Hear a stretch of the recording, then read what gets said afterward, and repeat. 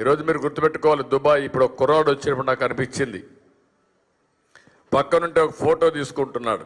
Sir నేను Dubai నుంచి వచ్చాను సార్, మీరు వస్తున్నారంటే ఈ ప్రాంతం అతని, నేను మీ దగ్గరికి చూడడానికి వచ్చాను సార్ అని చెప్పి అంటూ, సార్ దుబాయ్ విజన్ చూసిన తర్వాత, ఆ బిల్డింగులు చూసిన తర్వాత మీరే మాకు గుర్తొస్తారు సార్, మళ్ళా మీరు ఈ రాష్ట్రాన్ని ఆ విధంగా తయారు చేయాలని ఆ కుర్రవాడు చెప్పాడంటే, ఇక్కడ ఉండే వాళ్ళకి మీకు అర్థం కాకపోవచ్చు, వాడు దుబాయ్కి పోయాడు కాబట్టి, అక్కడ చూశాడు కాబట్టి.